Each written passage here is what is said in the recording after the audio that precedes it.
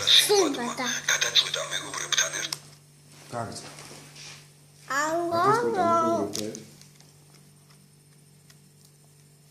ახალგაზრდა სინბადმა გადაწყვიტა მეგობრებთან ერთად ბედისადევნელად სამოგზაურო წასულიყო. გემმა ერთ კუნძულთან მიიყვანა. ნაპირზე გადმოსულმა მეგობრებმა ის იყო კოცონი და ანდერს გარშემო უსხდნენ, რომ მოულოდნელად კუნძულმა კრუხულ ცაკ-ცაკი დაიწყო. მიწისურა ერთ-ერთმა და ყველანი თავკუთ მოკლეჭით გაიქცნენ გემისაკენ. სინბადმა და რამდენიმე მეგობარმა იმარჯვეს, მოასწრეს გემზე ასვლა და კუნძულმაც ჩაძირვა დაიწყო. სინბადი გემიდან ადევნებდა თვალს კუნძულის ჩაძირვას და მიხვდა, რომ სინამდვილეში ეს კუნძული კი არა, უზარმაზარი თევზი იყო. როგორც კი თევზმა წყალში ჩაღვინდა, სინბადი გემიდან გადმოვარდა. ეს სინბადია?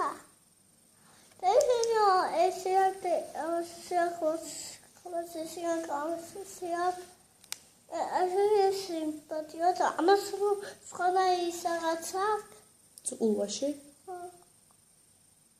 ეგრე მოუნდა და ეგეთ გაიგეთ. ზღვაში მარტო დარჩენილმა სინბადმა ხისნაჭერი აღმოაჩინა და მასზე მოკალათდა.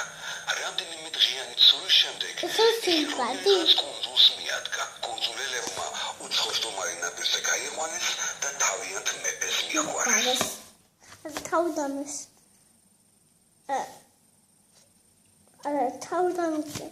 სინბადი გემიდან ადევნებდა თვალს კუნძულის ჩაძირვას და მიხვდა, რომ ეს კუნძული კი არა, უზარმაზარი თევზი იყო. როგორც კი თევზმა წყალში ჩაღვინდა, სინბადი გემიდან გადმოვარდა. ზღვაში მარტო დარჩენილმა სინბადმა ხისნაჭერი აღმოაჩინა და მასზე მოკალათდა. რამდენიმე დღიანი ცურის შემდეგ იგი რომელიღაც კუნძულს მიადგა. კუნძულელებმა უცხოშტომარი ნაპირზე გაიყვანეს და თავიანთ მეფეს მიჰგვარეს. მეფემ ყურადღებით მოისმინა მოგზაურის თავგადასავალი და კუნძულზე დატოვა. თავიდან სინბადი საჯინიბოში მუშაობდა და მეფის ცხენებს უვლიდა. მერე კი მეფემ დაუფასა შრომა, სასამართლოს წევრად აიყვანა და კარგადაც დაასაჩუქრა. ერთ დღეს კუნძულს გემი მიადგა. სინბადმა თავისი ძველი გემი და მეგობრები იცნო და გულით გაიხარა. მან მადლობა გადაუხადა მეფეს ყველაფრისათვის, გამოემშვიდობა და მეგობრებთან ერთად სამშობლოში დაბრუნდა.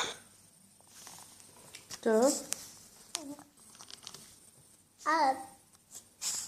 ეს ხომ მოუღებდი.